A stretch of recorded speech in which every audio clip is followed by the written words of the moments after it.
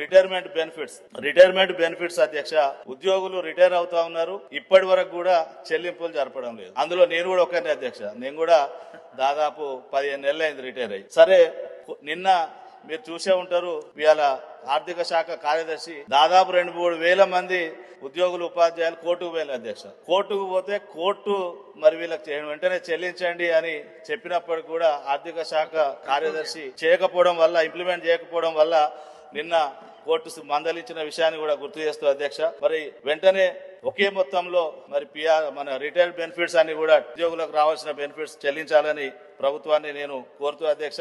అంతేకాకుండా అధ్యక్ష, ప్రతి చిన్న విషయంలో కూడా ఆ పెండింగ్ పడిపోతున్నాయి అధ్యక్ష. ఉద్యోగులు మన టీచర్స్ 10వ తరగతి పేపర్లు దిద్దుతారు అధ్యక్ష, ఒక పేపర్ కు 10 రూపాయలు ఇస్తారు. దాదాపు రోజుకు ఒక 30-40 పేపర్లు ఇస్తే 300-400 వస్తాయి అధ్యక్ష.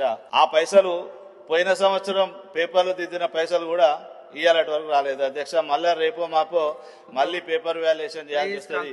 ఇంత చిన్న బిల్స్ కూడా పెండింగ్ లో పడిపోతా ఉన్నాయి అధ్యక్ష. కాబట్టి ఉద్యోగులకు రావాల్సినటువంటి పెండింగ్ బిల్స్ పైన మరి ప్రభుత్వం తక్షణమే స్పందించి, మరి ఎందుకు చెప్తున్నా అంటే మాట అధ్యక్ష, బడ్జెట్ పెట్టుకున్నాం. ఈ బడ్జెట్ లో ఈ ఏప్రిల్ 1 నుంచి మార్చి 31 దాకా రిటైర్ అయ్యే ఉద్యోగుల వివరాలు ఉంటాయి, వాటికి కావాల్సిన ఎస్టిమేషన్స్ ఉంటాయి, బడ్జెట్ ఉంటుంది. అయినా కూడా 2 సంవత్సరాలు కూడా ఈ చెల్లింపులు జరగలేదంటే 2 బడ్జెట్లు కూడా మనం పెట్టుకొని కూడా అందులో ఉద్యోగులకు మనం ఇస్తలేమంటే అధ్యక్ష, ఈ బడ్జెట్ పెట్టి కూడా ఉపయోగం లేదు. కానీ మరి భావన రాకముందే తొందరగా ఈ ప్రభుత్వం మరి వెంటనే ఉద్యోగుల సంక్షేమానికి సంబంధించి చర్యలు వేగవంతంగా చేపట్టాలి.